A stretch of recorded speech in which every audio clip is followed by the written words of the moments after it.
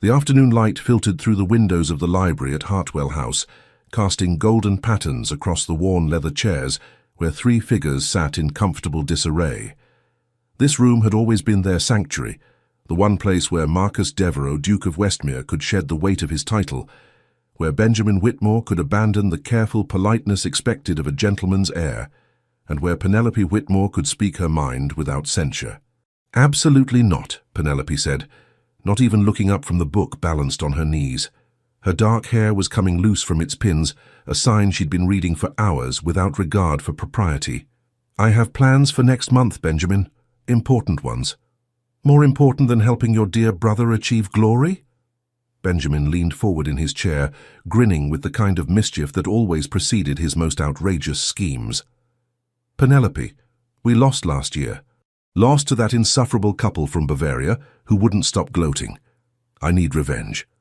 Marcus watched this exchange with carefully maintained neutrality, though his jaw had tightened the moment Benjamin proposed bringing Penelope to the continent. For 3 years their annual trip had been sacred. 3 weeks of freedom, of being Marcus Ashton instead of the Duke of Westmere, of gambling and laughing and forgetting the crushing responsibility that had descended on him 4 years ago when his father died.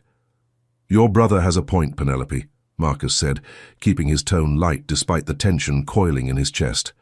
"Though I'm not sure dragging you to a whist tournament qualifies as achieving glory." She finally looked up, and Marcus felt that familiar jolt he'd been feeling with increasing frequency lately, the way her sharp green eyes could cut straight through his careful composure. "I wasn't aware you wanted me there, Your Grace. In fact, I seem to recall you spending considerable effort last month explaining why these trips were absolutely essential to male friendship and should never be corrupted by female presence." "I don't recall using the word corrupted," Marcus said. "You implied it heavily." "Did I? How terribly rude of me." Benjamin laughed, throwing himself back in his chair. "See? This is exactly why I need her there. You play better when she irritates you, Marcus. You get that focused look, like you're about to demolish something. And Penelope," he turned to his sister, "you're brilliant at strategy. You see patterns nobody else does. With your help, we could actually win this year." "I appreciate your faith in my strategic mind," Penelope said dryly, "but I have other obligations. Lady Thornbury invited me to her estate for a reading circle, and I've been looking forward to it for months." "A reading circle," Benjamin repeated. "Penelope, you can read anywhere. When will you have another chance to travel to the continent to see actual life beyond ballrooms and calling cards?" "Life beyond—" Penelope's cheeks flushed. "I'm perfectly satisfied with my life, thank you." Marcus shifted in his chair, wondering why this conversation was making him so uncomfortable. He should want Benjamin to convince her to stay home. The last thing he needed was the responsibility of watching over Penelope in a city where they all pretended to be something they weren't, where the rules were looser and the wine flowed freely, where she might see things that would shock her protected sensibilities, where he might be forced to spend 3 weeks in close quarters with the one person who had always been able to unsettle him in ways he couldn't quite name. "I'm against this plan," Marcus said firmly. "Penelope doesn't want to come, and frankly, I don't want to spend my holiday playing nursemaid." Penelope's eyes flashed. "I beg your pardon?" "You heard me. Benjamin and I have established routines on these trips. We can't be worrying about whether you're safe or comfortable or scandalized by the local customs." "Scandalized?" Penelope set her book aside with deliberate care. "You think I'm some fragile flower who can't handle reality, Your Grace. I think you're Benjamin's sister, which means we'd be responsible for you. That's a burden I'm not interested in carrying." The room had gone very still. Benjamin was watching them both with an odd expression, his gaze flicking between his best friend and his sister, like he was seeing something he'd missed before. Penelope stood, smoothing her skirts with precise movements. Her chin lifted in that stubborn way Marcus had seen 1,000 times before, usually right before she proved someone wrong about something. "Well then, since His Grace finds my presence so burdensome, I suppose I should absolutely stay home." "Good," Marcus said. "Except now I'm reconsidering." Penelope's smile was dangerous. "You know how I hate being told what I can't handle, Marcus." "Penelope, in fact, I'm suddenly quite interested in this tournament. Benjamin, What would it take to convince me to come? Benjamin's grin returned, triumphant. The complete architectural history collection from Hatchard's, the one you've been begging me to order. That's expensive. Worth it to beat those smug Bavarians. Penelope pretended to consider, though Marcus could see she'd already made up her mind. She was going to come purely to spite him now, and they both knew it. This was how things had always been between them, a constant game of push and pull, of seeing who could provoke the other into breaking first. "Fine," she said. "I'll help you win your precious tournament, but I expect those books delivered before we leave." "Done."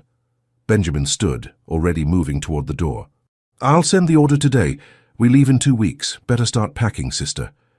He left whistling, completely oblivious to the charged atmosphere he'd left behind. Marcus hadn't moved from his chair, neither had Penelope. They stared at each other across the length of the library, and something had shifted. Something neither of them could quite identify yet, but it hung in the air between them like an unspoken challenge. "You don't really want me there," Penelope said quietly. "No," Marcus admitted, "but apparently my opinion doesn't matter." "It matters to me." She took a step closer. "We've always been honest with each other, haven't we? In this room, at least. So tell me honestly, why don't you want me there?" Marcus could have said a dozen things, that her presence would complicate everything, that he was used to being someone else on these trips, someone freer and less controlled, that Benjamin's protection of her bordered on obsessive, and he didn't want to deal with that tension. But what came out was, "Because things are different now." Different how? He couldn't answer that. Didn't know how to explain the way his awareness of her had sharpened over the past year, the way her laugh made his chest tight, the way he'd started noticing things like the curve of her neck when she bent over a book, or the precise shade of green in her eyes when sunlight hit them just right. "Never mind," he said, standing abruptly. "You've made your decision. I'll see you in 2 weeks." He left her standing there, confusion written across her face, and told himself that 3 weeks on the continent with Penelope Whitmore would be perfectly manageable. He was lying to himself, and some part of him already knew it. The journey to the continent took 4 days of careful travel, with stops at coaching inns that grew progressively more relaxed the farther they got from London's watchful eyes. By the time they reached Calais and boarded the ship for their final crossing, even Penelope had loosened slightly, her excitement at the adventure outweighing her irritation at Marcus's continued coolness. Marcus had spent most of the journey maintaining distance, always positioning Benjamin between them, always finding reasons to check the horses or speak with the drivers. But in the close confines of the ship's cabin, there was no escape from proximity. "You're being ridiculous," Benjamin said bluntly as they stood on deck, watching the French coast emerge from the morning mist. Penelope was below, settling into her cabin. "Whatever's made you so uncomfortable about my sister coming, get over it. We need her sharp mind if we're going to win, and your brooding is already tiresome." "I'm not brooding. You've barely spoken to her in 4 days. That's not like you." Benjamin studied him with uncomfortable perception. "You and Penelope have always had your verbal sparring matches. They're entertaining. Why stop now?" Because those sparring matches had started to feel different, Marcus thought but didn't say. Because somewhere between childhood teasing and adult conversation, something had shifted in how he saw her, and he didn't trust himself to maintain the careful boundaries that had always existed between them. "I'm focused on the tournament," Marcus said instead. "As you should be." "Right, the tournament." Benjamin didn't sound convinced, but he let it drop. "Well, focus on this. When we arrive in Marseille, remember you're my cousin Marcus Ashton. Distant relation, minor gentry, good with cards. And Penelope is your cousin too, visiting family. Keep the story straight. I've been doing this for 3 years, Benjamin." "Yes, but now we have Penelope to keep track of. She needs to understand the rules." The rules were simple. In Marseille, they weren't nobility. They stayed at a comfortable but not opulent hotel. They frequented establishments that catered to wealthy merchants and foreign visitors rather than aristocracy.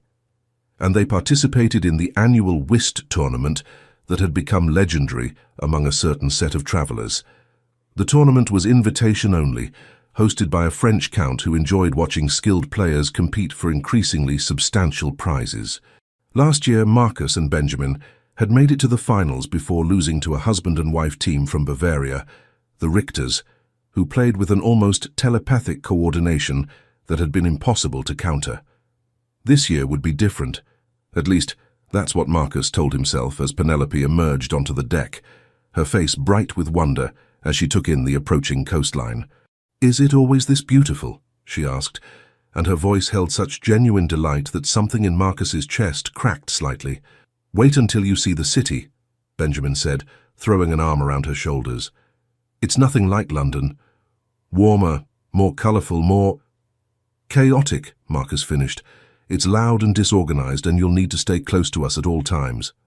Penelope shot him a look. "I'm not a child, Your Grace. In Marseille, I'm just Marcus. Get used to it." He turned away before she could see how her proximity was affecting him, how the sea breeze carried her scent, something floral he'd never noticed in London, and how it made him want to stand closer instead of maintaining this careful distance. 3 weeks, he reminded himself. He could survive 3 weeks. Marseille assaulted the senses in the best possible way. The moment they stepped off the ship, Penelope felt like she'd entered a different world. The port city sprawled before them in a riot of colour and sound, merchants hawking wares in rapid French, the smell of unfamiliar spices mixing with salt air, buildings painted in shades of ochre and terracotta that would have seemed garish in London, but here felt vibrant and alive. Their hotel was elegant without being ostentatious, located in a quarter where wealthy foreign visitors mingled easily with local society. The owner, Madame Rousseau, greeted them warmly in heavily accented English. "Monsieur Whitmore, Monsieur Ashton, welcome back, and this must be the cousin I heard about." She beamed at Penelope. "How lovely. You will enjoy our city very much, mademoiselle." "I'm sure I will," Penelope said, trying not to stare at everything at once. Her room was on the second floor with windows overlooking a narrow street where late afternoon sun painted everything gold. It was smaller than her room at home, but somehow more intimate, more exciting. As she unpacked with her maid's help, she could hear music drifting up from somewhere, an accordion maybe or something similar, and laughter from the cafe across the street. This was freedom. Not the choreographed freedom of a country house party, or the supervised freedom of a London season, but real freedom. The kind where nobody knew who she was, where she could be anyone. A knock on her door interrupted these thoughts. Benjamin entered without waiting for permission, followed by Marcus, who at least had the courtesy to pause at the threshold. "Change into something comfortable," Benjamin said. "We're taking you to dinner at our favorite cafe. Then we have a meeting with the tournament organizer." "Already?" Penelope glanced at the window, noting the sun still high. "It's barely evening." "Things operate differently here," Marcus said, his voice carefully neutral. "Dinner is later, but we want to show you the city first, unless you're too tired from travel." There was a challenge in his tone, subtle but unmistakable. Penelope straightened her spine. "I'm perfectly fine, thank you. Give me 15 minutes. She changed quickly into a simpler dress than she'd wear in London, still respectable but less formal, and met them in the hotel's lobby. Benjamin was practically vibrating with excitement, but Marcus had gone quiet again, his jaw tight as he looked her over with an expression she couldn't read. "Ready?" Benjamin offered his arm. "Ready," she confirmed, and they stepped out into Marseille. The cafe Benjamin led them to was nothing like the genteel establishments in London. It was crowded and noisy, with mismatched furniture and a violin player in the corner. People of all classes seemed to mix freely, merchants beside artists beside what looked like ship captains. The owner shouted greetings to Benjamin and Marcus in French, ushering them to a table by the window. "This is amazing," Penelope breathed, taking it all in. "Wait until you try the bouillabaisse," Benjamin said. "It's a fish stew, sounds terrible, tastes incredible." They ordered in a mixture of French and English, and Penelope found herself relaxing as the food arrived and the conversation flowed. Here Benjamin wasn't the heir to a respectable estate, and Marcus wasn't a duke with the weight of an ancient title on his shoulders. They were just two young men enjoying an evening with family, laughing over old jokes and trading insults with easy familiarity. And slowly, carefully, Marcus began to thaw toward her. "Remember when you convinced Benjamin that the North Tower at Hartwell was haunted?" Marcus asked, a slight smile playing at his lips. "I was 12, Penelope protested. "And it worked, didn't it? He avoided that area for months."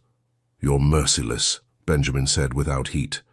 "I still have nightmares about those ghost sounds you made." "That was just creative use of the echo chambers in the walls." Penelope took a sip of wine, stronger than what was served in London, and it made her feel bold. "If you'd paid attention during the house tour our father gave, you'd have known exactly what I was doing." "She has a point," Marcus said, and his eyes met hers across the table. For a moment something sparked between them, that old familiar challenge but charged with something new, something that made Penelope's breath catch slightly. Then Benjamin started talking about the tournament, and the moment passed. "The Richters will be here," Benjamin said, leaning forward conspiratorially. "I saw them confirmed on the participant list. This year, we're prepared. Penelope, I'll need you to watch how they play. Look for patterns, signals between them, any tells that might give us an advantage." "You want me to spy on them?" Penelope asked, delighted. "I want you to observe strategically," Benjamin corrected. "There's a difference. A subtle one." Marcus had been quiet, watching her with an intensity that made her skin feel warm. When he finally spoke, his voice was low enough that Benjamin barely heard over the cafe's noise. "Are you sure you're comfortable with this? The tournament attracts a certain crowd. It's not dangerous exactly, but it's not the supervised world you're used to." "I can handle myself," Penelope said, meeting his gaze steadily. "Stop treating me like I need protection. Your brother will never forgive me if something happens to you." "Then nothing will happen." She leaned back in her chair, adopting his earlier challenging tone. "Unless you're worried you can't keep up with me, you're—" "Marcus." His eyes darkened slightly.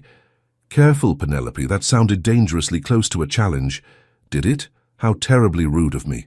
She threw his own words from the library back at him, and something shifted in his expression. Surprise, then amusement, then something harder to identify. For the first time since they'd left London, Marcus smiled at her properly, and Penelope felt ridiculously pleased to have earned it. The meeting with the tournament organizer was brief and conducted in flawless English, despite taking place in a private salon above an art gallery. The organizer, Monsieur Laurent, was an older gentleman with sharp eyes, who seemed to assess each participant like they were chess pieces. "Monsieur Whitmore, Monsieur Ashton, welcome back. I trust this year you will provide better entertainment than your disappointing loss in the finals." His tone was teasing but pointed. "And who is this?" "My cousin, Miss Penelope Ashton," Benjamin said smoothly. "She's visiting family and expressed interest in observing the tournament." "Observing?" Monsieur Laurent studied Penelope with renewed interest. "Pity. You have the look of a player, mademoiselle." "I'm here to support my cousins," Penelope said carefully. Of course. The tournament begins in 3 days. First round is at Maison Beaumont. You remember the location, yes? Standard rules apply. 4-game elimination rounds. Partnerships must remain consistent. No outside interference during play." He handed Benjamin a card with details, then dismissed them with a wave. As they walked back to the hotel through darkening streets lit by warm lamplight, Benjamin was already strategizing out loud. Marcus walked slightly behind them, and when Penelope glanced back, she caught him watching her with that same unreadable expression. "What?" she asked, slowing so he had to fall into step beside her. "Nothing. Just wondering what I've gotten myself into." "You didn't get yourself into anything." "I did." She kept her voice light. "Are you going to maintain this brooding silence the entire trip, or will you eventually remember that you actually like arguing with me?" "I remember," Marcus said quietly. "That's part of the problem." Before she could ask what he meant, Benjamin called back to them, and the moment was lost. That night, Penelope lay in her unfamiliar bed, listening to the sounds of a foreign city and replaying every interaction with Marcus. Something had changed between them. She'd felt it in London, but here it was more pronounced. A tension that hadn't existed before, or perhaps had always existed, and she'd simply never noticed. She fell asleep thinking about the way he'd looked at her across the dinner table, and told herself it meant nothing at all. The first round of the tournament took place in a converted mansion that had been transformed into a private gaming establishment. Penelope had never seen anything like it. Elegant but louche, with heavy curtains and intimate lighting, that made everything feel secretive and slightly dangerous. Women moved freely here without chaperones. People smoked and drank openly. A quartet played in one corner, while card games progressed at various tables. The crowd was wealthy but not aristocratic, or at least not openly so. There was a sense of anonymity that made Penelope's pulse race with excitement. "Stay close," Benjamin murmured as they entered. "And remember, you're observing the Richters there at the far table." Penelope looked where he indicated and saw them immediately. A handsome couple in their early 30s, playing with smooth coordination. The wife, Margaret, had dark hair and intelligent eyes. Her husband, Klaus, was fair and precise in his movements. They played whist like they shared one mind, barely needing to communicate. "They're very good," Penelope said quietly. "That's why we lost," Marcus replied, close enough that his breath stirred her hair. "Watch how they signal each other. There must be a pattern." For the next hour, Penelope watched while Benjamin and Marcus played their first-round match against a French couple. The game was intense and tactical, the kind of whist that required not just skill, but psychological insight.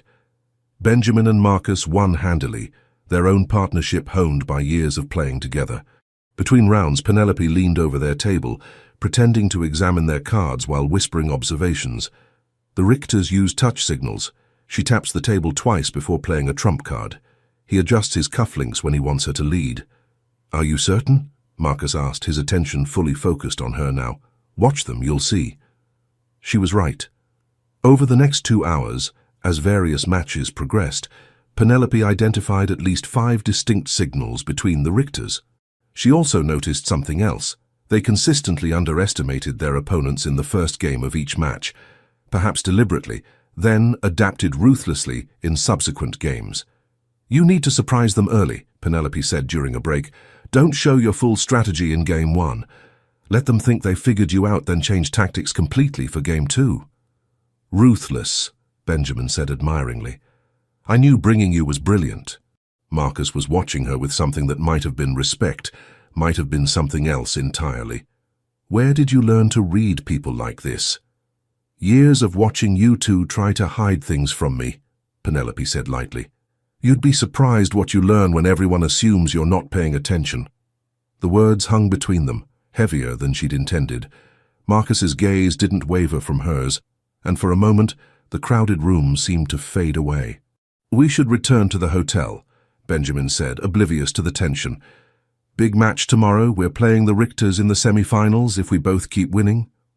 The walk back was pleasant, the night air warm and scented with jasmine from nearby gardens. Penelope felt energized rather than tired, her mind racing with strategies and observations. This was so much better than sitting in Lady Thornbury's drawing room discussing poetry she'd already read. So at the hotel, Benjamin headed straight for his room, calling out good night. Penelope started toward the stairs, then paused when she realized Marcus hadn't moved from the lobby.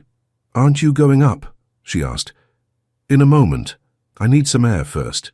He moved toward the small courtyard behind the hotel, then glanced back. "You were impressive tonight. Thank you for your help." It was perhaps the most genuine thing he'd said to her since they'd left London. Penelope found herself following him into the courtyard, where a small fountain burbled peacefully, and the stars were visible overhead. "I'm glad I came," she said, "despite your objections." "My objections were never about your capabilities." Marcus stared at the fountain, his profile sharp in the moonlight. "I knew you'd be brilliant. That's not what worried me." "Then what does worry you?" He turned to face her, and the look in his eyes made her breath catch. "This. Being here with you. Seeing you in a place where the rules are different, where I can't pretend—" He stopped abruptly. "Never mind, I'm tired. We should both sleep." "Pretend what?" Penelope pressed, taking a step closer. "Penelope." Her name was a warning, but underneath it was something that sounded like longing. "Don't. Don't what? We've always been honest with each other." "Not about this," Marcus said roughly. "Never about this." "About what?" She was close enough now to see his jaw tighten, to see the way his hands had clenched at his sides like he was restraining himself from something. For a long moment, they stood frozen. Penelope's heart was pounding so hard she was certain he could hear it. The air between them felt charged with all the things they weren't saying, with the shift that had been building for months or maybe years. Then Marcus stepped back, breaking whatever spell had held them. "Good night, Penelope. We have an early start tomorrow." He left her standing in the courtyard, confused and trembling, and more awake than she'd ever felt in her life. Sleep, when it finally came, was restless and full of dreams she couldn't quite remember in the morning. The semi-final match against the Richters happened 2 days later, after Benjamin and Marcus had eliminated 3 more teams with increasing confidence. Penelope's strategies had proven invaluable. She could read opponents with uncanny accuracy, spotting patterns and weaknesses that helped the men adapt their play. But the Richters were different. They were seasoned and intelligent, and they clearly recognized that Benjamin and Marcus had improved significantly since last year. The match took place in the same converted mansion, but tonight the crowd was larger, the stakes higher. Money and pride hung in the air, as thick as the tobacco smoke. Penelope sat at a nearby table, ostensibly reading a book but actually watching every move. The first game went to the Richters, deliberately, as she'd advised. Let them think they understood the strategy. Game 2 belonged to Benjamin and Marcus, who shifted tactics so completely that Margareta Richter actually blinked in surprise. Game 3 was brutal. Every trick mattered, every card placement was analyzed. The lead shifted multiple times. In the end, Benjamin and Marcus won by the narrowest margin, and the crowd that had gathered to watch actually applauded. Game 4 would determine who advanced to the finals. Penelope felt the tension like a physical weight. She'd been watching for an hour, had filled her mind with every detail of how the Richters played, and suddenly she saw it, a pattern so subtle she'd almost missed it. During a brief pause while the dealer shuffled, she caught Marcus's eye and made a small gesture toward the courtyard. He frowned but excused himself, following her out. "What is it?" he asked once they were alone. "Klaus Richter is counting cards. Not obviously, it's legal in this tournament anyway, but he's doing it in a specific way. He blinks twice when he knows all 4 of a suit have been played. Watch for it. When he blinks, you'll know he's about to change his strategy." Marcus stared at her. "You noticed that, in one evening?" "I notice a lot of things," Penelope said, then felt her cheeks heat slightly. "Will it help?" "It might win us the match." He looked at her like he was seeing someone new, someone who'd been hidden in plain sight all along. "Penelope, go," she said quickly, before he could finish whatever he'd been about to say. "Benjamin's waiting." He went. And when Game 4 resumed, Penelope watched Marcus watch Klaus Richter with predatory focus. When the telltale blink came, Marcus adjusted his play instantly. Benjamin, trusting his partner completely, followed the shift. They won.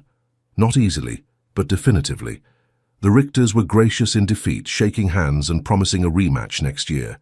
The room erupted in conversation about the finals, which would be held in 3 days against a Spanish team that had dominated their bracket.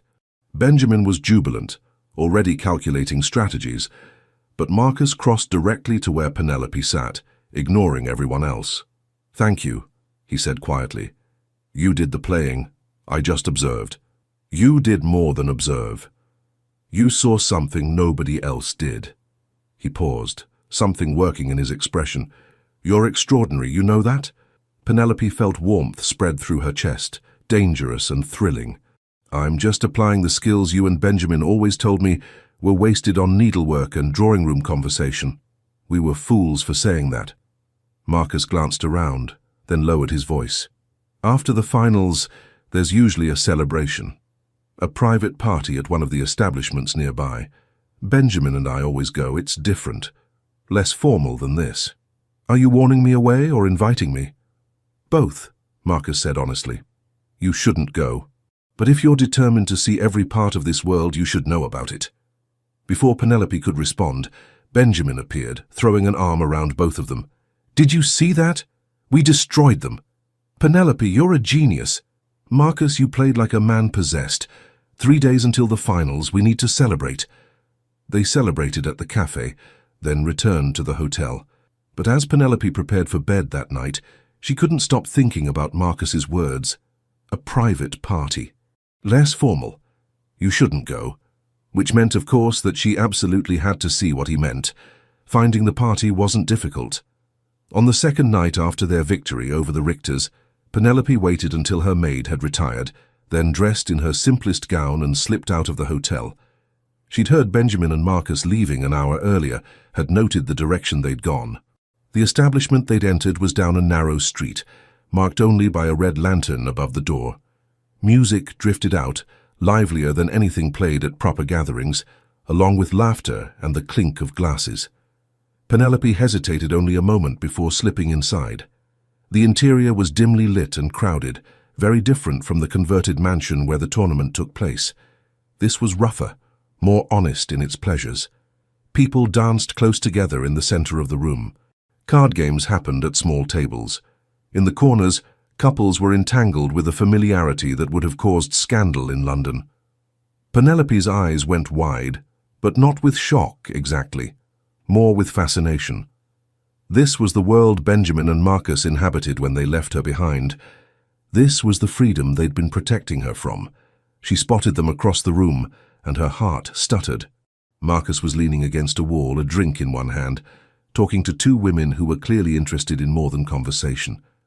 One of them, a striking brunette in a green dress cut far lower than fashion dictated, had her hand on his arm.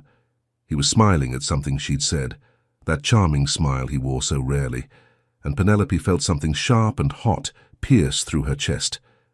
Jealousy. She was jealous. The realization was startling enough that she stood frozen, watching as the woman in green leaned closer to Marcus, whispering something that made him laugh. When had she started caring who Marcus smiled at? When had the thought of him with another woman become physically painful? Benjamin was a few feet away with his own admirers, oblivious to his sister's presence. Penelope knew she should leave before they spotted her, but her feet wouldn't move. Then a woman about Penelope's age appeared at her elbow, smiling warmly. "First time here? You look a bit lost." Yes. I'm looking for my cousins." The lie came automatically. "Cousins, The woman's eyes sparkled with amusement. "Well, any friend is welcome here. I'm Marie." "Penelope." They talked for a few minutes, Marie explaining that the establishment was a gathering place for artists, merchants and travelers, people who wanted to escape the rigid rules of their normal lives for a few hours. It was perfectly safe, Marie assured her, as long as you were smart about your choices. Penelope was formulating a response when a male voice spoke behind her. "Good evening, mademoiselle. I don't believe we've met." She turned to find a man perhaps a few years older than Marcus, handsome in a careless way, with light brown hair and an easy smile. He bowed slightly, his eyes appreciative as they took her in. "I'm Andre, and you are far too lovely to be standing alone." "I'm not alone," Penelope said, but she smiled despite herself. This was attention of a kind she'd never received in London's carefully monitored ballrooms. It was direct and honest and thrilling. "Then whoever you're with is a fool for leaving you unattended." Andre gestured toward the bar. "May I buy you a drink? Or perhaps you'd like to dance?" Penelope opened her mouth to politely decline, the sensible choice, but then she caught another glimpse of Marcus with the woman in green, saw the woman's hand slide down his arm in a gesture that was unmistakably intimate. "A drink would be lovely," Penelope said. Andre's smile widened, and he offered his arm. They'd taken perhaps 3 steps when a hand closed around Penelope's wrist, firm but not rough. "I'm afraid my cousin is otherwise engaged," Marcus said, his voice pleasant but with an edge that made Andre step back immediately. "My apologies, monsieur, I didn't realize—" "Now you do." Marcus hadn't released Penelope's wrist. He looked at Andre until the man sketched a bow and retreated, then turned his attention to Penelope. "What the hell are you doing here?" His voice was low enough that nobody else could hear, but Penelope heard the anger beneath the words. And something else. Concern? Possessiveness? "The same thing you are," she said, lifting her chin. "Enjoying my evening. This isn't a place for you." "Why? Because I might see that you're human? That you have needs and desires like everyone else?" She was aware her voice had risen slightly. "I'm not a child, Marcus. I know that." Something flickered in his eyes. "That's the problem." He started walking, pulling her gently but inexorably toward a side door. Penelope went, too aware of his hand on her wrist, of the heat of his body as he guided her through the crowd. They passed Benjamin, who was too engrossed in conversation to notice them, and then they were in a narrow hallway with closed doors on either side. Marcus finally released her wrist, but only to brace his hands on either side of her against the wall, caging her in. "Your brother will murder me if he finds out you were here. What were you thinking?" "I was thinking I wanted to see what you find so entertaining that you need to escape to it every year." Penelope's heart was pounding, but not from fear, from proximity, from the way Marcus was looking at her, like she was something dangerous and tempting. "Was I interrupting something with that woman?" His eyes darkened. "Are you jealous? Should I be?" "Penelope." Her name was almost a groan. "You need to go back to the hotel." "I don't want to." She was being reckless, she knew, but something had broken loose inside her. All the careful restraint she'd maintained for 24 years.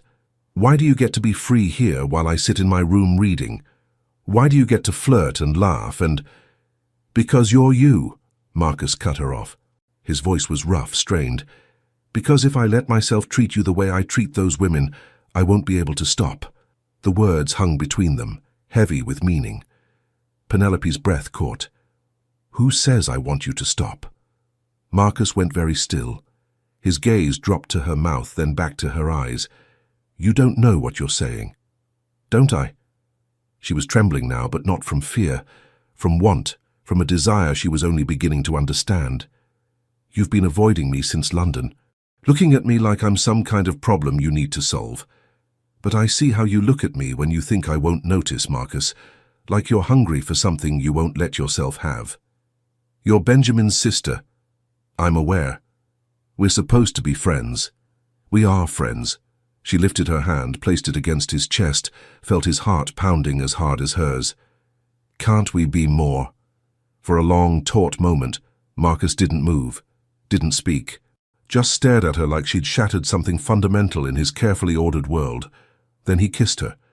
It wasn't gentle or tentative, it was desperate and consuming, like something held back too long had finally broken free. His hands came up to frame her face, tilting her head back, and Penelope made a small sound of surprise and need as his mouth moved against hers. She'd never been kissed before, never understood how it could make her feel like she was falling and flying at the same time, how it could shut out the entire world until nothing existed except this. His lips on hers, his body pressed against her, the thundering of both their hearts. When he lifted his head at last, they were both trembling and breathless. Marcus rested his forehead against hers, his eyes closed. "This is a mistake," he said hoarsely. "Then why does it feel right?" Penelope's voice was shaky but certain. "Because I'm a fool." He kissed her again, softer this time but no less intense. "Because I've wanted to do this for longer than I can admit. Because you've been driving me insane, and I'm tired of fighting it." "Then stop fighting." She kissed him back, learning the shape of his mouth, the taste of him. "Just for these 3 weeks. Nobody has to know. We'll go back to London and—" "And what?" Marcus pulled back slightly, forcing her to meet his eyes. "Pretend this didn't happen." Penelope hesitated. She hadn't thought beyond this moment, beyond the intoxication of finally touching him, being touched by him. "We'll figure it out later. Please, Marcus. Don't think. Just feel." It was perhaps the most reckless thing she'd ever said. And Marcus, despite all his control and careful planning, couldn't resist it. He kissed her again, deeper this time, and Penelope lost herself in the sensation. Her hands found their way into his hair, and his slid around her waist, pulling her closer. The world narrowed to sensation, taste and touch and heat. A door opened somewhere down the hall, voices spilling out, and they broke apart reluctantly. Marcus's breathing was ragged, his usual composure shattered. "You need to go," he said. "Before Benjamin comes looking for me. Before I do something we'll both regret." "I don't regret this," Penelope said. "You will." But he kissed her once more, quick and almost violent in its intensity. "Go. I'll see you tomorrow." Penelope went, her legs unsteady, her entire body thrumming with sensation. She made it back to the hotel in a daze, climbed the stairs like she was floating, and collapsed onto her bed fully clothed. She'd kissed Marcus Devereux. More accurately, he'd kissed her, and it had been nothing like the chaste pecs described in novels. It had been consuming and addictive, and she already wanted more. Tomorrow she'd worry about what this meant. Tonight she'd replay every second of it until she fell asleep with a smile on her face. The next morning brought awkwardness neither of them was prepared for. At breakfast, Marcus couldn't meet her eyes, though his gaze kept drifting to her mouth before he'd catch himself and look away. Benjamin, oblivious, chattered about final preparations for tomorrow's championship match. "We need to study the Spanish team today," he said between bites of bread. "They're known for aggressive play. Penelope, I'll need your observations during their practice round this afternoon." "Of course," Penelope managed, though her mind was still in that hallway, pressed against Marcus, drowning in sensation. After breakfast, Marcus pulled her aside while Benjamin was distracted by Madame Rousseau. "About last night," he started. "Don't," Penelope interrupted. "Don't apologize or tell me it was a mistake. I won't hear it. I was going to say we need to talk about it properly." His voice was low, urgent. "What happened was wonderful," she finished, "and I want it to happen again." Marcus closed his eyes briefly. "Penelope, you don't understand what you're asking for." "I understand perfectly. For the next 2 weeks, can't we just—" She struggled for words. "Can't we be Marcus and Penelope? Not the Duke of Westmere and Miss Whitmore? Can't we pretend the rules don't apply here? The rules always apply. Then we'll be careful." She stepped closer, lowering her voice even more. "Nobody has to know. It's just us, just for now. And when we go back to London, we'll figure it out then." She touched his hand briefly. "Please, don't make me regret being brave enough to kiss you back." Something in Marcus's expression softened. "You have no idea how dangerous you are, do you?" "Teach me," Penelope said simply. For a long moment, he just looked at her. Then he nodded once, sharp and decisive. "Just for these 2 weeks. But we're careful, Penelope. Benjamin can't find out, not yet, not until I can—" He stopped, shook his head. "We'll be careful." "We will," she promised. It was a promise neither of them would be able to keep. The afternoon's observation of the Spanish team's practice round should have been straightforward. Penelope watched with her usual sharp attention, noting patterns and strategies, whispering observations to Benjamin during breaks. But she was intensely aware of Marcus beside her, of every accidental brush of his hand against hers, of the way his attention kept drifting from the card play to her face. When their eyes met, heat flared between them, a shared memory of last night's kiss, a promise of more to come. The Spanish team, brothers named Rodrigo and Felipe Mendoza, played with flashy confidence that bordered on arrogance. They were good, possibly better than the Richters, but they had a weakness. They became careless when winning, growing overconfident in their lead. "Let them think they're dominating early," Penelope advised. "They get sloppy when they're ahead. That's when you strike." "Clever as ever," Benjamin said approvingly. "What would we do without you?" "You'd have your best friend," Penelope thought, but didn't say. "And he wouldn't be looking at me like he wants to devour me the moment we're alone." That moment came sooner than expected. Benjamin excused himself to speak with Monsieur Laurent about some detail of tomorrow's match, leaving Penelope and Marcus alone in the observation gallery. "There's a garden behind this building," Marcus said quietly. "Would you like to see it?" It wasn't really about the garden, and they both knew it.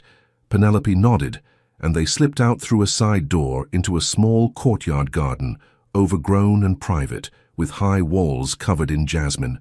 The late afternoon sun painted everything gold, and the air smelled sweet and heavy. The moment they were hidden from view, Marcus pulled her close and kissed her with all the pent-up tension from hours of forced distance. Penelope melted into him, her hands clutching his shoulders. And for a long moment there was nothing but this: the taste of him, the solid warmth of his body, the way he held her like she was precious and desperately wanted. "We can't keep doing this," Marcus murmured against her mouth even as he kissed her again. "Benjamin will notice." "Benjamin notices nothing when it comes to me," Penelope said, which was true. Her brother saw her as his protected little sister, incapable of independent desire or action. "We have time, 2 more weeks." And then? She didn't have an answer. Couldn't think beyond the present, beyond the addictive sensation of being in Marcus's arms. "Then we decide. Together." "Together," Marcus repeated. something like hope flickering in his eyes. He kissed her more gently now, almost reverently. "You're going to ruin me, Penelope Whitmore." "Good," she said, and kissed him back. They nearly lost track of time, stealing kisses between whispered conversations, learning each other in small stolen moments. When Benjamin finally called for them, they had to separate hastily, smoothing clothes and hoping their flushed faces wouldn't give them away. Benjamin predictably noticed nothing.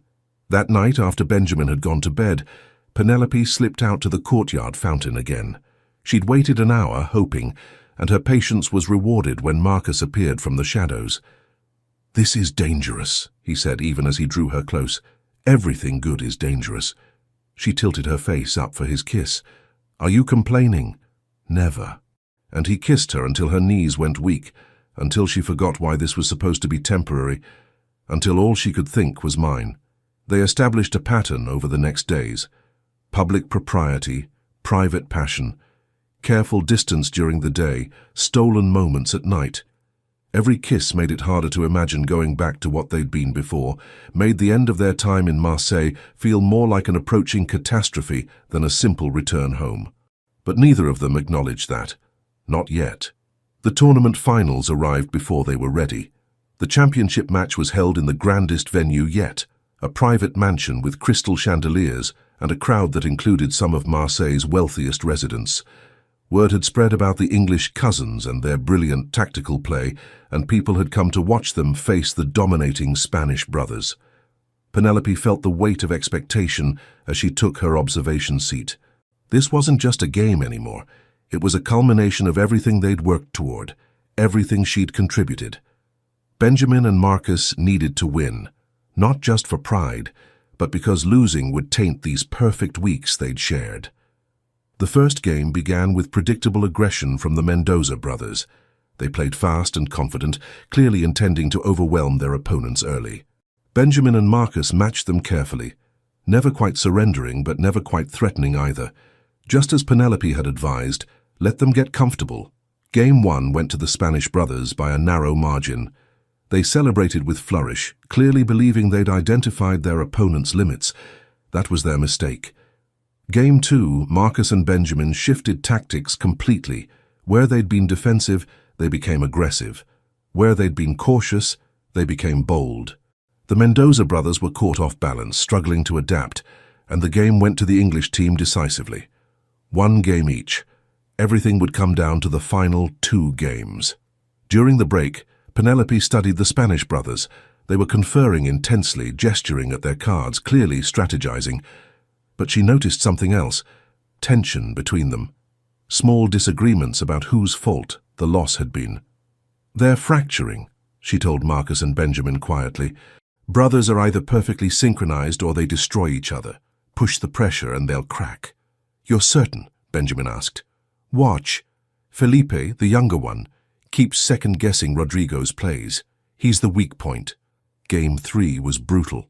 Every trick mattered, every card placement was analyzed and counter-analyzed. The lead shifted multiple times, the tension in the room ratcheting higher with each hand played. Marcus was utterly focused, his Duke persona completely stripped away to reveal the pure strategist beneath. Penelope couldn't look away from him. This was Marcus at his most essential, brilliant and intense and beautiful in his concentration. When the Mendoza brothers started to fracture exactly as she'd predicted, when Felipe snapped at Rodrigo in Spanish after a questionable play, Penelope felt savage satisfaction. Marcus and Benjamin won Game 3. One more game. One more win for the championship.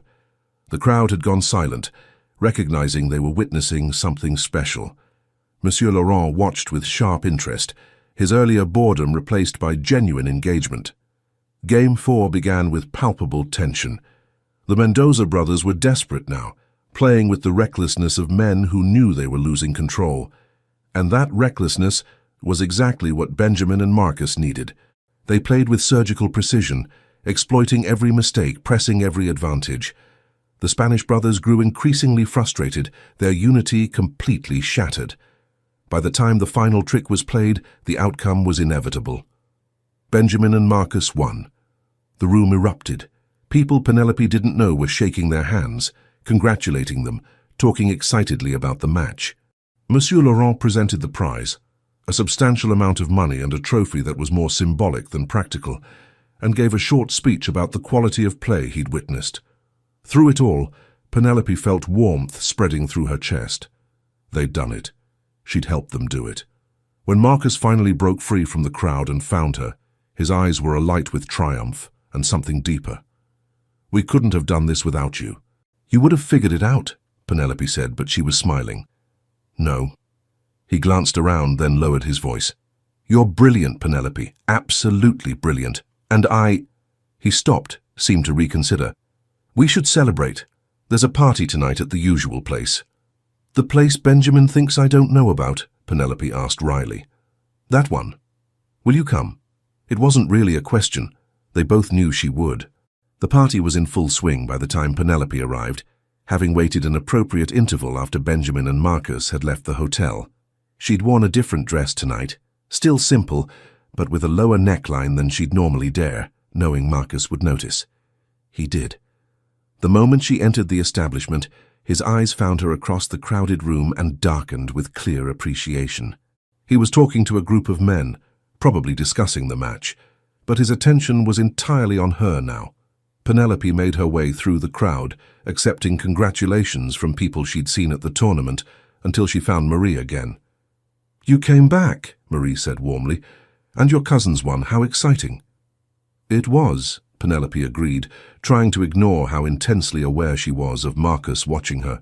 They talked for a while, Marie introducing her to other regulars, and Penelope found herself genuinely enjoying the freedom of this place.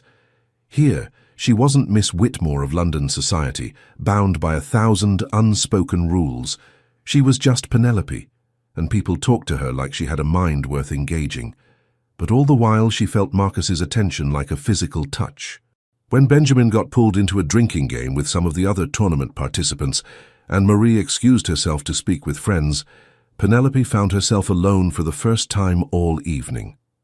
Marcus appeared at her side almost instantly, his hand finding the small of her back in a gesture that looked casual but felt possessive. "Having fun?" he asked, his voice low enough that only she could hear. "Immensely." She looked up at him, saw the heat in his eyes and felt answering warmth flood through her. "Though I think you're supposed to be celebrating your victory, not hovering over me." "I am celebrating." His hand pressed slightly more firmly against her back. "This is exactly where I want to be. Marcus, there's a private room upstairs," he said quietly, "where we could talk, without an audience." Penelope's heart skipped. She knew what he was really asking. Knew that going upstairs with him would cross a line they couldn't uncross, but looking into his eyes, seeing the want there that matched her own, she found she didn't care about lines anymore. "Show me," she said. They slipped away from the crowd, Marcus guiding her up a narrow staircase to a hallway lined with doors. Most were closed, sounds of laughter or music filtering through. He led her to one at the end, opened it to reveal a small sitting room with comfortable furniture, and windows overlooking the street below. The moment the door closed behind them, Marcus pulled her into his arms and kissed her with an urgency that stole her breath. Penelope responded with equal fervor, her hands sliding into his hair, pulling him closer. "We won because of you," Marcus murmured against her mouth between kisses. "Your brilliant mind, your observations. You won because you're exceptional players," Penelope countered, but she was smiling against his lips. "I'm exceptional when I'm with you." He kissed her deeper, walking her backward until her legs hit the sofa. "Everything is better when I'm with you." They sank onto the furniture, Marcus's weight pressing her into the cushions, and for long moments there was nothing but sensation, the taste of him, the solid warmth of his body, the way his hands mapped her waist and hips with growing boldness. "We should stop," Marcus said, even as he kissed down her neck, finding the sensitive spot below her ear that made her gasp. "We should," Penelope agreed breathlessly, tilting her head to give him better access. "But I don't want to." "Neither do I." He pulled back slightly, his eyes searching hers. "Penelope, I need you to understand what this means." "What you mean?" "Then tell me," she whispered. "I'm falling in love with you," Marcus said simply, honestly. Maybe I've been falling for years and just didn't let myself see it. But now, he cupped her face gently. Now I can't imagine going back to London and pretending you're just Benjamin's sister. Pretending I don't want to wake up next to you every morning.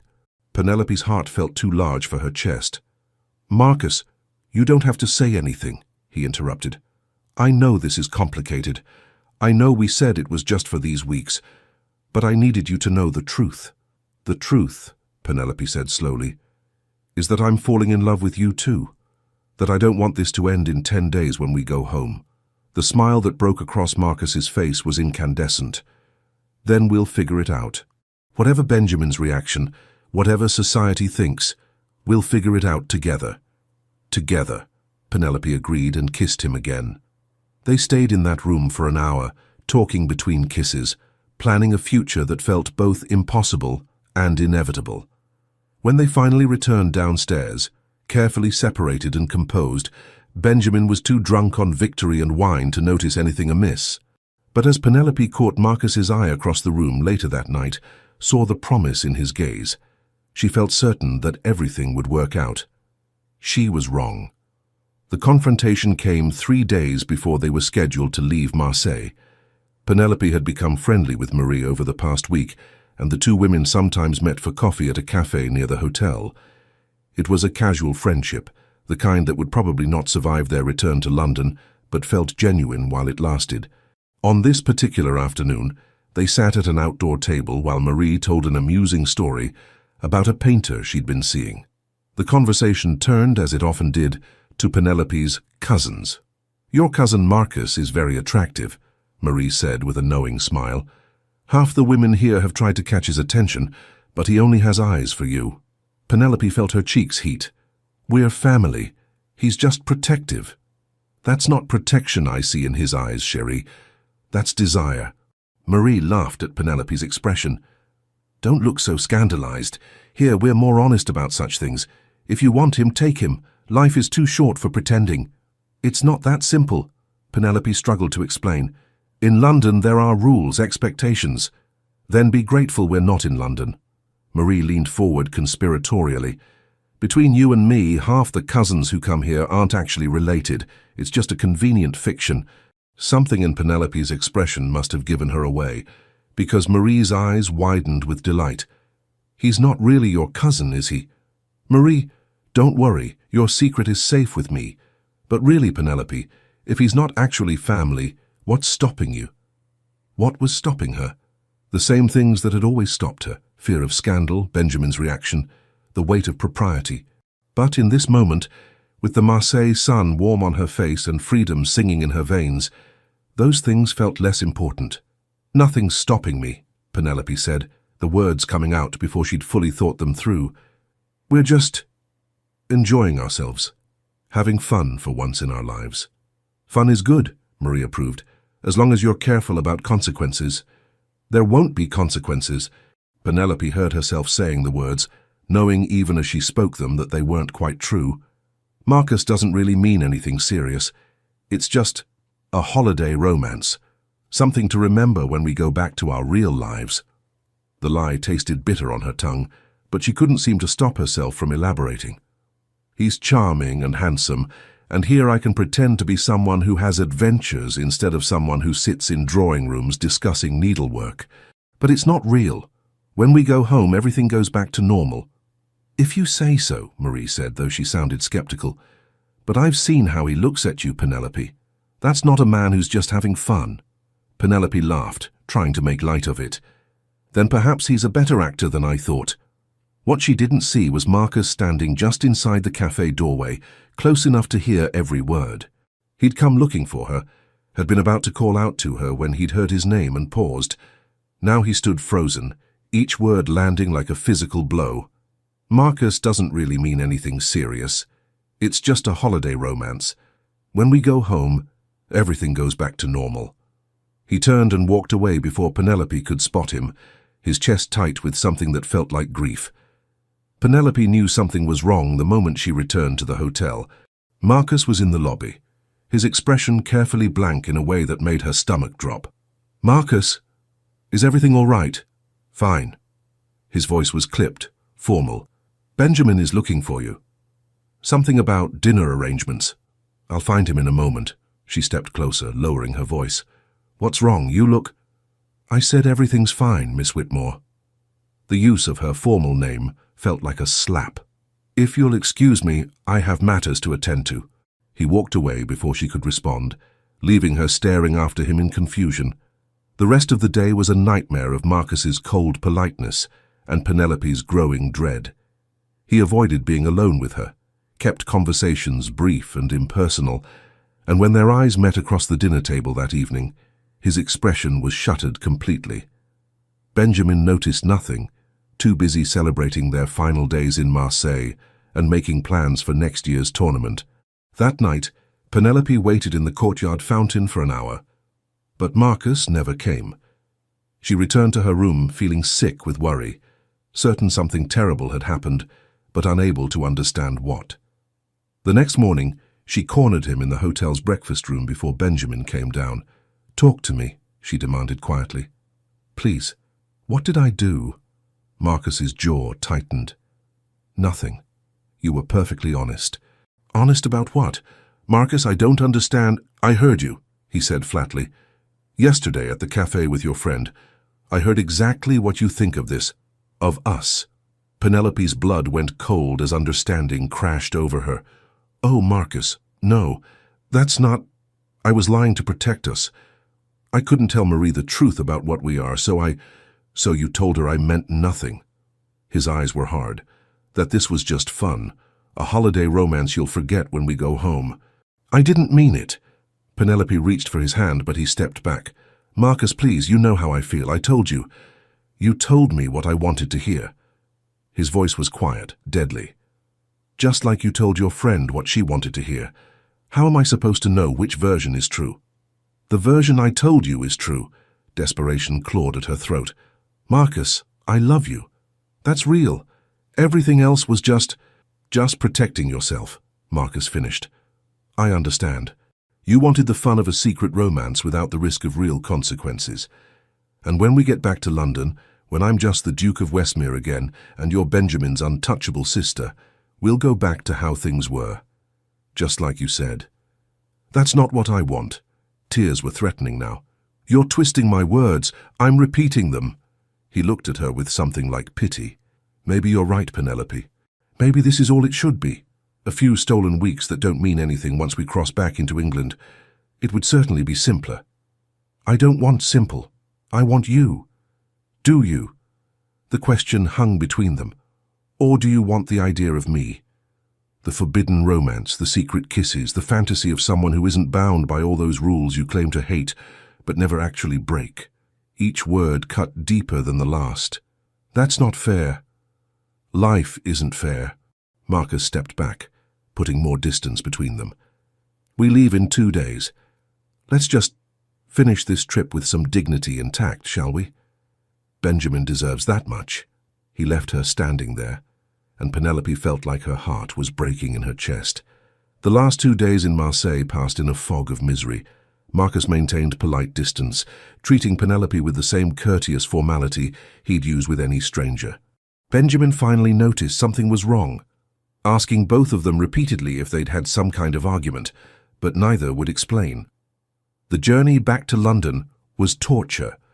4 days in close quarters with Marcus's careful coldness, with the ghost of what they'd been haunting every interaction. Penelope tried twice to corner him for a real conversation, but he evaded her skillfully. By the time they reached London, she'd convinced herself that she'd destroyed the best thing that had ever happened to her, with a few thoughtless words, to a friend she'd never see again. The first week back was worse. Marcus didn't visit Hartwell House, didn't attend any events where he might encounter her. Benjamin complained about his friend's absence, but assumed it was duty keeping Marcus occupied. Penelope felt like she was slowly suffocating. Then came the dinner party. It was supposed to be a small gathering, the Whitmore family hosting the Dowager Duchess of Westmere and her son for an informal dinner. The two families had been friends for years, and such occasions were common enough not to cause comment.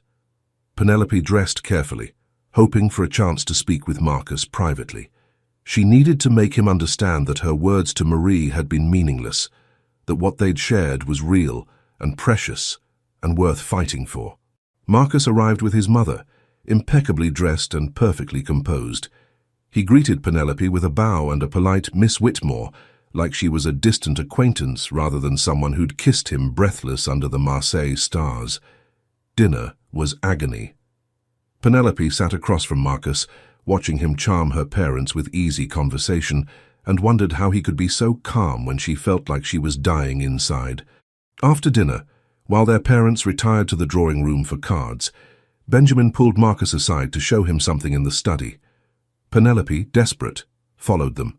Thinking about next year's tournament, Benjamin was saying as she entered. We should start planning strategies early, maybe. Penelope, did you need something? I need to speak with Marcus, she said, her voice steadier than she felt. Alone. Benjamin's eyebrows rose. It's late. Please, Benjamin. Something in her tone must have convinced him, because he nodded slowly. I'll be in the drawing room if you need me. He left, closing the door behind him. Marcus stood by the window, his back to her, tension visible in every line of his body. What do you want, Penelope? I want you to stop punishing me for one stupid moment of self-protection. She moved closer, willing him to turn around. I want you to remember that I told you I loved you, that I meant it, that I still mean it. Love. He finally turned, and the emptiness in his eyes cut deeper than anger would have. You told your friend I meant nothing. Which statement am I supposed to believe? The one I said to your face. Frustration bled into her voice. Marcus, I was scared. Marie was asking questions I couldn't answer honestly without exposing us, so I lied. Badly. I'm sorry you heard it, but nothing. He crossed to her in 3 steps, close enough that she could see the pain beneath his controlled exterior. Do you know what it felt like, hearing you dismiss what we had like it was some meaningless dalliance? Hearing you laugh about me not meaning anything? I wasn't laughing about you. You were protecting yourself, Marcus said. And I understand that, Penelope. I do, but it made me realize something important. He moved closer still, close enough that she could feel his warmth, smell his familiar scent. Close enough that for one hopeful moment, she thought he might kiss her. Instead, he said quietly, I can't be with someone who's ashamed of what we are. Someone who'll lie about my importance the moment it's convenient. I deserve better than that. And so do you. I'm not ashamed. Then why did you tell your friend I meant nothing? His voice was gentle now, almost pitying. Why not tell her the truth, that you're falling in love with your brother's best friend and damn the consequences? Because I was afraid. The words burst out of her. Afraid of Benjamin's reaction, afraid of scandal, afraid that if I said it out loud, the magic would break and I'd lose you. You lost me anyway, Marcus said. The moment you pretended I didn't matter. That's not fair. Life isn't fair. He stepped back, putting space between them again. When we go back to London, we already are in London. This is reality now, Penelope. And in reality, you're Benjamin's sister, and I'm his best friend, and we should never have crossed that line. So that's it. Tears were streaming down her face now, and she didn't bother hiding them. You're giving up? After everything? I'm being practical. But his voice cracked slightly. Which one of us has to be? A knock at the door made them both jump. Benjamin's voice came through. Everything all right in there? Marcus moved to open the door before Penelope could respond. Everything's fine. Your sister was just leaving. But Benjamin was staring at them both, taking in Penelope's tears and Marcus's rigid control, and his expression shifted from curiosity to suspicion. What's going on? He asked slowly. And don't tell me nothing. I'm not blind. Benjamin, Penelope started. How long? Benjamin cut her off, his gaze moving between them. How long has something been happening between you two? The silence stretched too long. Marseille, Benjamin said flatly.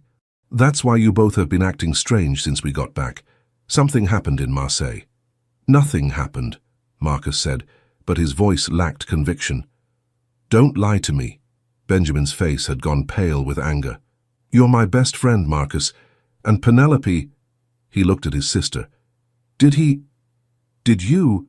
We kissed, Penelope said simply, unable to lie anymore. Several times. and I fell in love with him." The words hung in the air like a grenade. Benjamin turned to Marcus, betrayal written across his features. "You touched my sister, while I trusted you to help protect her."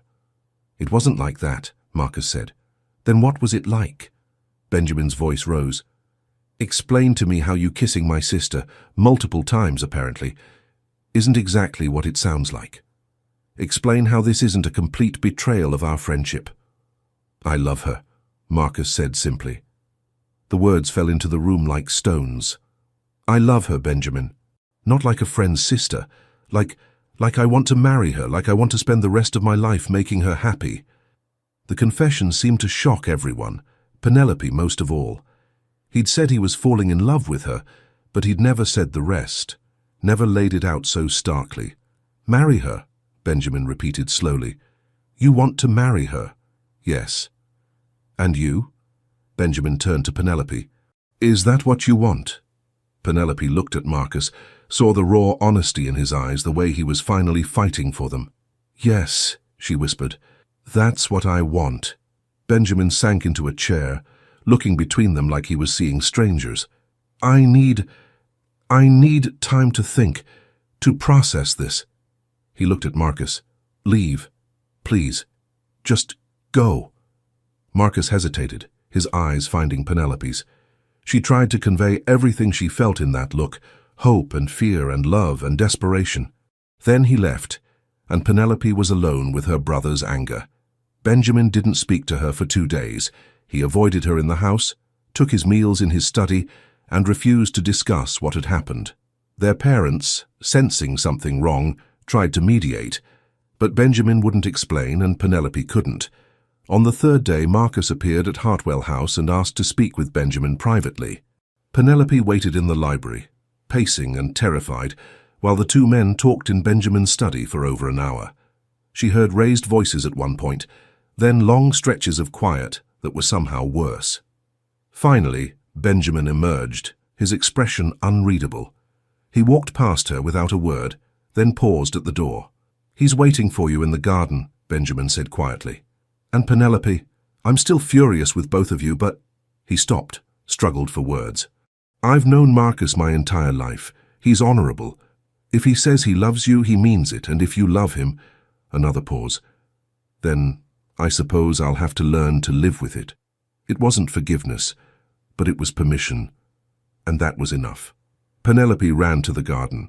Marcus stood by the rose bushes, looking more uncertain than she'd ever seen him. When he saw her, something in his expression softened. "Benjamin and I have reached an understanding," he said. "He's given me permission to court you officially." "He has," hope flared in her chest. "I told him everything." Marcus took a step closer. "About Marseille, about falling in love with you, about hearing what you said to your friend and letting my pride convince me you didn't care. About being a coward who almost let the best thing in his life slip away because of one misunderstanding." "You're not a coward," Penelope said softly. "I am, but I'm trying to be brave now." He closed the distance between them, took her hands in his. "Penelope Whitmore, I love you. I love your sharp mind and sharper tongue. I love that you see patterns nobody else does. I love that you refuse to be protected from life, that you followed us to that party, that you've never let anyone, including me, treat you as less than you are." Tears were sliding down her cheeks, but she was smiling. "Marcus, let me finish." He squeezed her hands gently. "I love that you're brave enough to love me back, even though I've been an absolute ass about it. And I'm asking, if you'll have me, to let me spend the rest of my life proving that you mean everything to me. Not nothing. Everything." "Yes," Penelope said through tears and laughter. "Yes, you ridiculous man. I love you too. I never stopped loving you, even when you were being impossible." "I wasn't being impossible," Marcus protested.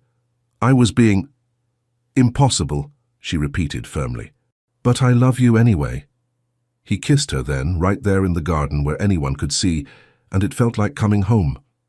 When they finally broke apart, both breathless and smiling, Penelope noticed Benjamin watching from the house. He didn't smile, but he nodded once before turning away. It was enough. The next weeks passed in a blur of formal courtship, chaperoned visits, proper calls, public acknowledgement of Marcus's intentions. Society talked, of course. The Duke of Westmere courting his best friend's sister was prime gossip material. But Marcus handled it all with grace, making it clear through word and action that Penelope was his choice. Not a convenience or a compromise, but the woman he'd chosen above all others. The first time he brought her to a ball as his official partner, Penelope wore blue silk and held her head high despite the whispers. Marcus never left her side, his hand at her back, his attention solely on her. "Are you certain about this?" she whispered during a break in dancing. "You could have anyone, someone without complications, without—" "I don't want anyone," Marcus interrupted.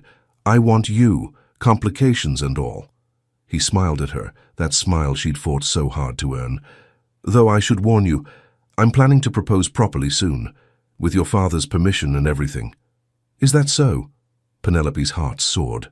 "And what makes you think I'll say yes?" "Because you love me," Marcus said simply, "and because we're better together than apart. You said it yourself in Marseille. Together." "Together," Penelope agreed, and let him lead her back onto the dance floor. 2 months later, Marcus proposed in the library at Hartwell House, the room where they'd first argued about Marseille, where their story had really begun. Benjamin was there as witness, having finally forgiven them both, and when Penelope said yes, both men she loved most looked genuinely happy. The wedding was elegant and intimate, attended by family and close friends. Benjamin stood up with Marcus, his earlier anger transformed into protective blessing. The Dowager Duchess cried happy tears, and when Marcus kissed his new wife in front of everyone, Penelope thought about how far they'd come from that first forbidden kiss in a Marseille hallway. "I love you, Duchess," Marcus murmured against her lips. "I love you too," Penelope replied, "even when you're being impossible."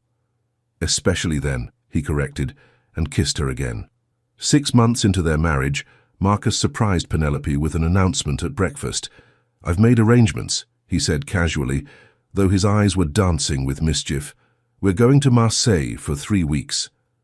Penelope looked up from her correspondence, delight spreading across her face. "Really? But won't Benjamin want to—" "Benjamin is coming too," Marcus confirmed. "Along with the Richters, actually. Monsieur Laurent is organizing a special exhibition match, last year's champions defending their title. He's calling it the Championship of Champions." "That sounds completely ridiculous." Marcus grinned. "I know, but I thought you might enjoy returning, properly this time, as my wife, not my secret." Penelope stood, crossing to where he sat, and slid into his lap in a way that would have scandalized London society, but made Marcus smile. "As your wife, I think it sounds perfect." "Good, because I've already booked our rooms at Madame Rousseau's hotel." He kissed her softly. "And this time there'll be no rules about keeping distance, no pretending, just us." "Just us," Penelope agreed. "Though I should warn you, I've been developing some new strategies while you've been busy being a duke. You and Benjamin might not win this time." "Is that a threat, Duchess?" "It's a promise." She kissed him deeply, thoroughly, until they were both breathless. "I learned from the best, after all." "Ruthlessly clever as always," Marcus murmured against her mouth. "I love you." "I know," Penelope said, smiling. "You tell me every day. And I'll tell you every day for the rest of our lives." Later, when they traveled to Marseille with Benjamin in tow, the city welcomed them like old friends. Madame Rousseau exclaimed over Penelope's wedding ring, and Marie, who they encountered by chance at a cafe, laughed delightedly at the news. "I told you he was serious," she said to Penelope. "I knew that wasn't a man just having fun." "You were right," Penelope admitted. "About everything." The exhibition match was intense and entertaining, with Marcus and Benjamin ultimately winning against the Richters in a dramatic final game. But this time, when they celebrated afterward, Marcus kept Penelope at his side, his hand linked with hers, making it clear to everyone that she was his partner in every way that mattered. That night, standing on the balcony of their hotel room while Marseille sparkled below them, Marcus pulled Penelope into his arms. "Happy?" he asked. "Deliriously," she confirmed. "Though I should probably tease you about something to maintain tradition." "Please do." "I've gotten far too comfortable with you being sweet to me." Penelope laughed, the sound bright and free. "Your Grace, are you saying you miss our arguments?" "I'm saying I miss the fire." He kissed her temple. Though I like this too. The peace we've found. We can have both, Penelope said. Fire and peace, challenge and comfort. Together, Marcus said, echoing that promise they'd made so many months ago. Together, Penelope agreed. And in the warm Marseille night, with the city they'd fled to for freedom now a place they'd chosen together, Marcus kissed his wife and knew that this partnership, this love, this impossible perfect thing they'd built was worth every complication, every fear, every moment of doubt. Penelope Whitmore had always been extraordinary, but Penelope Devereux, Duchess of Westmere, was something even more remarkable. She was his match, his equal, his partner in every game that mattered. And he would spend the rest of his life grateful that she'd teased him that day in the library, that she'd refused to be protected, that she'd followed him to a party she shouldn't have attended and kissed him with the kind of fearless honesty that had changed everything. She'd set a rule he couldn't escape, that he would love her completely, fiercely, for all the days of their lives, and he'd never been happier to surrender. Thank you for staying with Penelope and Marcus until the very end. Your time means everything. It's the reason these stories exist, the reason I write them. If this story touched you, made you smile, or gave you that warm feeling of watching two people find their way to each other, I'd love to hear about it in the comments. Like, subscribe, and ring that bell so you never miss a story. Thank you for being here.